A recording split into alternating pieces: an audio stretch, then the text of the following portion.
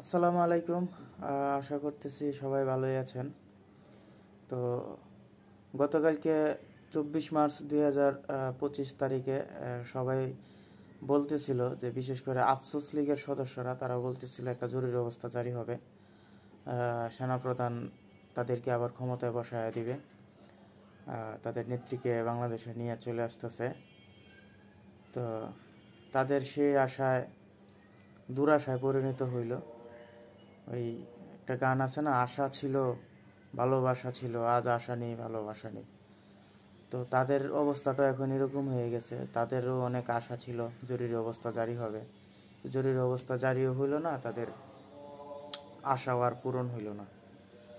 এবং আফসোস লীগের সদস্যরা তারা এতটাই গুজব ছড়ানোতে ব্যস্ত ছিল যে দেখেন তাদের কিন্তু প্রোফাইল পিকচার দেখবেন যে যত আওয়ামী লীগার আছে বিন্দু পরিমাণও আওয়ামী লীগের জন্য তারা মানে একটু সিম্পেথি কাজ করতেছে, তারা সবাই দেখবেন তাদের ফেসবুক প্রোফাইল কিন্তু সবুজ করে ফেলেছে। সবুজটা এটা হচ্ছে একটা ফ্ল্যাগ, সেনাবাহিনীর ফ্ল্যাগ। তো বাংলাদেশের সেনাবাহিনীর যে জুনিয়র অফিসাররা আছে এবং দেশপ্রেমিক যে সৈনিকরা আছেন তারা কিন্তু আসলেই কিন্তু তারা দেশপ্রেমিক, তাদের জন্যই কিন্তু 5 আগস্টে বাংলাদেশের বিপ্লবটা সম্পন্ন হতে পেরেছিল। এবং এটা কিন্তু তারা কিন্তু ভালো করেই বুঝতে পারতেছে যে যদি আবার কোনো একটা কু হয় তাহলে কিন্তু যারা যারা তখন এর বিরোধিতা করছিল সরকারের, তাদের সবার অবস্থা কিন্তু 13টা বাজিয়ে দিবে, 12টা না বাজিয়ে একদম 13টা বাজিয়ে দিবে। তারা কিন্তু সেটা ভালোভাবেই বুঝে। তো এরকম যদি কোনো কিছু কুর চেষ্টা হয়, জরুরি অবস্থার চেষ্টা হয়, তাহলে কিন্তু আমাদের সেই দেশপ্রেমিক সৈনিকরা এবং দেশপ্রেমিক জুনিয়র অফিসাররা তারাই কিন্তু সেটা রুখে দিবে। এবং সবচেয়ে বড় কথা হলো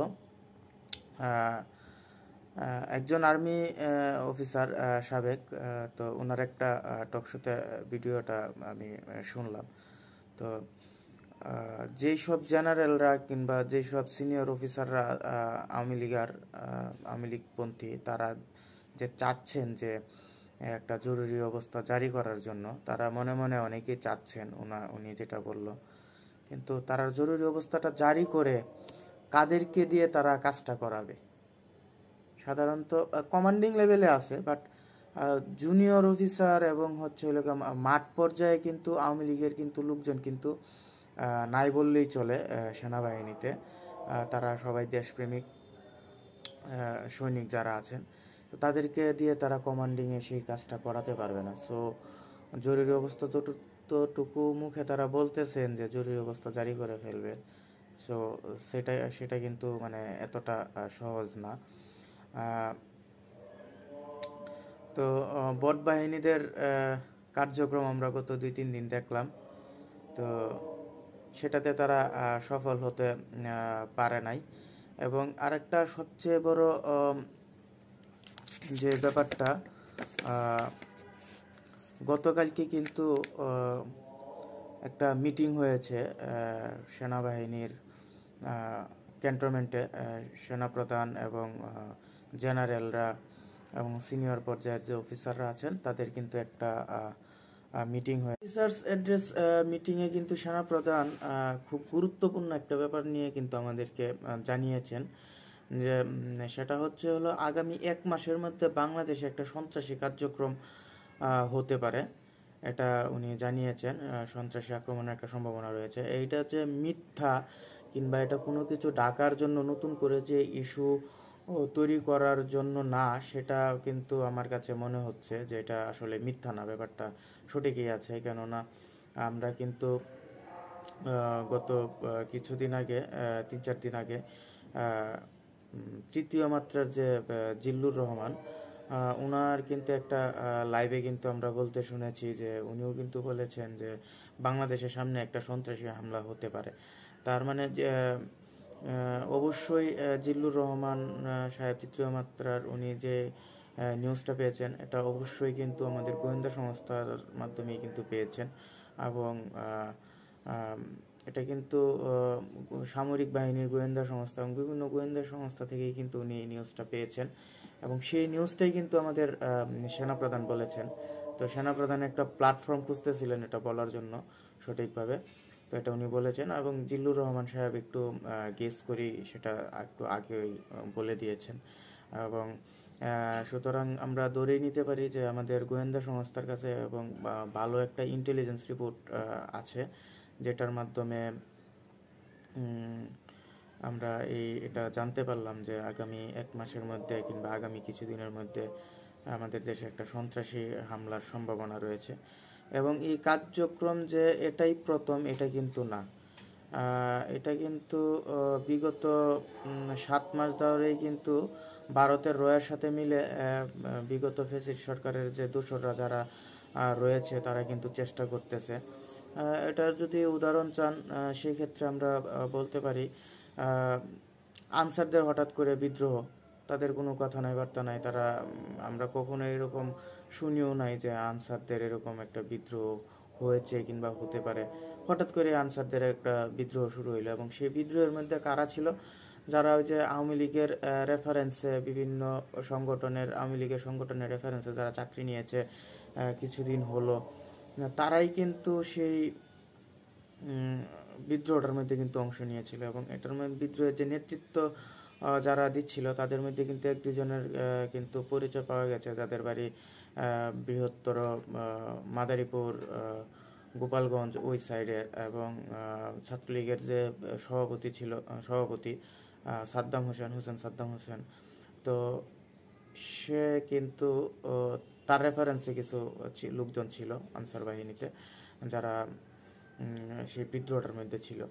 এবং আরেকটা ব্যাপার হচ্ছে যে ইসকনের মাধ্যমে যে একটা বিদ্রোহ ঘটানোর চেষ্টা করা হয়েছিল, ইসকনের মাধ্যমে যে একটা হামলার চেষ্টা করা হয়েছিল, এবং সেই হামলায় কিন্তু চট্টগ্রামে কিন্তু বাংলাদেশের একজন উকিলকে কিন্তু হত্যা করা হয়েছিল, যে আওয়ামী বিরোধী ছিল, তাকে কিন্তু হত্যা করা হয়েছিল। এবং তারপরে হচ্ছে গাজীপুর সিটির সাবেক মেয়র জাহাঙ্গীর, তার একটা কিন্তু ওই যে গ্রুপ কলের কিন্তু ভিডিও ফাঁস হয়েছিল। সেখানে কিন্তু সে বলেছিল কি, এটা কিন্তু আমরা সবাই দেখেছি, যে সে বলেছিল যে শহরে আমরা দিনের বেলায় হাঁটতে পারবো না, সেই শহরের লোকজন রাতে কেউ ঘুমাতে পারবে না।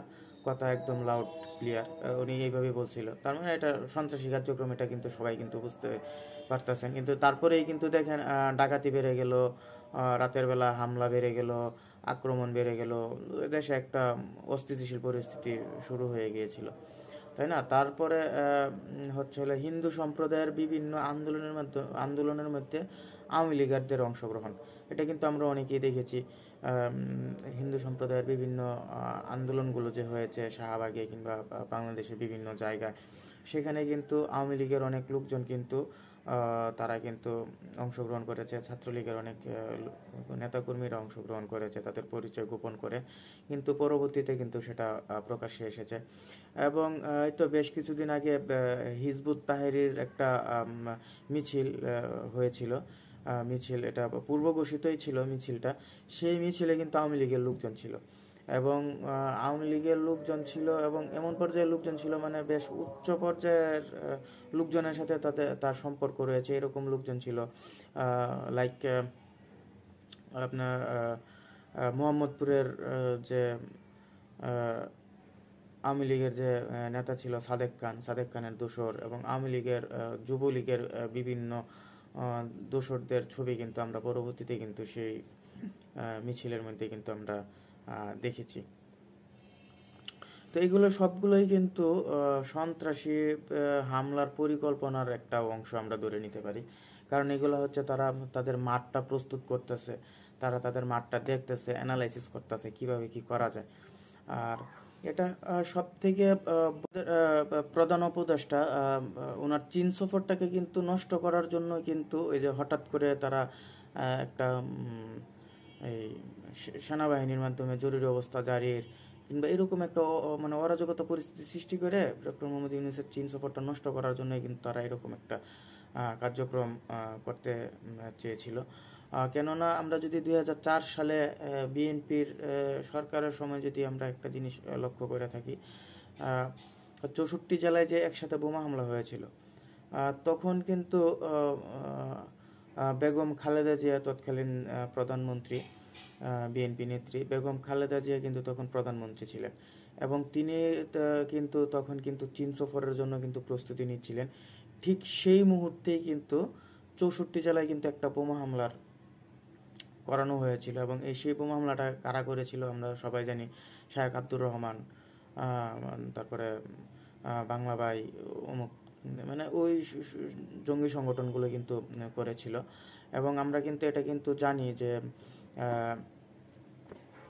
আওয়ামী লীগের যে নেতা মির্জা আজম, তার কিন্তু আত্মীয় ছিলেন যারা সে হামলার সাথে জড়িত ছিল, তার আত্মীয় বোন জামাই, তারা কিন্তু এটার সাথে কিন্তু জড়িত ছিল। আওয়ামী লীগের লোকজনই কিন্তু জড়িত ছিল, কিন্তু সেটা পরবর্তীতে কিন্তু বিএনপির উপর কিন্তু তারা দোষটা চাপানোর চেষ্টা করেছিল। এবং এটার জন্য বিএনপির উপরে দোষটা চাপানোর জন্য কিন্তু আমাদের দেশের যে মিডিয়াগুলো, সেই মিডিয়াগুলো কিন্তু অনেক বড় একটা ভূমিকা পালন করেছিল। মিডিয়া ট্রায়ালের মাধ্যমেই কিন্তু বিএনপিকে কিন্তু নষ্ট করা হয়েছিল জনগণের মন থেকে।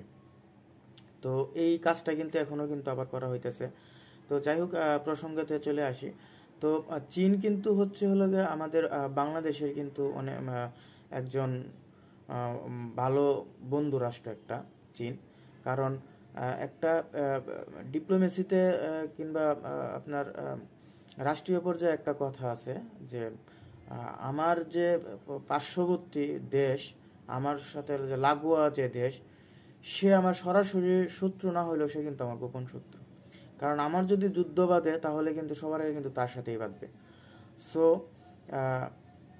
ইন্ডিয়া কিন্তু কখনোই চায় না যে আমরা চীনের সাথে ভালো একটা সম্পর্ক, বন্ধুত্বপূর্ণ সম্পর্ক আমাদের তৈরি হোক। ইন্ডিয়া কিন্তু এটা কখনোই চায় না। ইন্ডিয়া চায় আমরা তাদের উপর নির্ভরশীল হয়ে থাকি, ইন্ডিয়ার উপর নির্ভরশীল হয়ে থাকি। সো এটাই আমার মনে হইতেছে যে ডক্টর মোহাম্মদ ইউনূসের, আমাদের প্রধান উপদেষ্টার চীন সফরটাকে নষ্ট করার জন্যই ভারতীয় রয়ের সাহায্যে কিন্তু এই কার্যক্রমগুলো কিন্তু চালিয়েছে। আর আবারও আমরা সন্ত্রাসী হামলার পরিকল্পনার বিষয়টা নিয়ে একটু কথা বলতে চাই। যে দেখেন, সন্ত্রাসী কার্যক্রম যে হতে পারে এটা আরেকটা প্রমাণ হলো শেখ হাসিনার যে সম্প্রতি আরেকটা কল রেকর্ড প্রকাশের তথ্য আমাদের কাছে আছে, যেটা আপনারা সবাই শুনেছেন। সেখানে কিন্তু শেখ হাসিনা কিন্তু তার নেতাকর্মীদেরকে কিন্তু সরাসরি কিন্তু বলেই দিয়েছে যে তোমরা তোমাদের সাথে করে আলাদা একটা বাহিনী নিয়ে যাবা, যাদেরকে সশস্ত্র অবস্থায় তিনি নির্দেশ দিয়েছেন সশস্ত্র অবস্থায় থাকার জন্য, যাতে করে তাদের কার্যক্রমে কেউ যদি বাধা দিতে আসে তাহলে যাতে তাদের হাত পা যাতে ঠিক না থাকে, হাত পা যাতে ভেঙে দেয়। তো শেখ হাসিনার হাত পা ভেঙে দেওয়া তো মানে আমরা তো সেটা সবাই জানি, একদম মানে ওই যে লগি বইটা দিয়ে মানুষকে পিটিয়ে হত্যা করে সেই মরা লাশের উপরে নৃত্য করা, এটাই হচ্ছে তার হাত পা ভেঙে দেওয়ার নমুনা। সো সন্ত্রাসী কার্যক্রম হতে পারে, সেনাপ্রধান আমাদেরকে জানিয়েছেন, এবং সেটা যেভাবেই হোক, হয়তো বা সত্য মিথ্যাটা তো আর আমরা জানি না যে আসলে কি এরকম কি কোনো কু করার চেষ্টা হয়েছিল কিনা, জরুরি অবস্থা জারি করার চেষ্টা হয়েছিল কিনা, এটা তো সত্য মিথ্যাটা তো আমরা জানি না। তবে আমাদের প্রকাশ্যে যেটা আসছে আমরা সেটা নিয়ে আমরা কথা বলতে চাই এবং কথা বলছি। যেহেতু এরকম একটা আশঙ্কা রয়েছে, সুতরাং আমাদের যত রাজনৈতিক দল আছে সবারই ঐক্যবদ্ধ হওয়া উচিত। এই আওয়ামী লীগের নামক যে সন্ত্রাসী আছে, ভারতীয় নামক যে সন্ত্রাসী আছে, তাদেরকে যাতে আমরা সবাই যাতে প্রতিহত করতে পারি, সেই উদ্দেশ্যেই আমাদের সকল রাজনৈতিক দল, রাজনৈতিক কর্মী সবারই, মানে আওয়ামী বিরোধী যারা আছে মোট কথা, তাদেরকে ঐক্যবদ্ধভাবে কাজ করতে হবে। কেননা বিএনপির ভারপ্রাপ্ত চেয়ারম্যান জনাব তারেক রহমান কিন্তু অলরেডি বলেছেন যে আওয়ামী লীগের বিরুদ্ধে সবাইকে ঐক্যবদ্ধভাবে কাজ করতে হবে। সবার কাছে একটা রিকোয়েস্ট রইল সবশেষে, আমার চ্যানেলটি সবাই সাবস্ক্রাইব করবেন, বেল আইকনে টিক মার্ক দিয়ে দিবেন, আমার ভিডিওটিতে সবাই লাইক, কমেন্ট এবং শেয়ার করবেন। সবাই ভালো থাকবেন, ধন্যবাদ, আসসালামু আলাইকুম।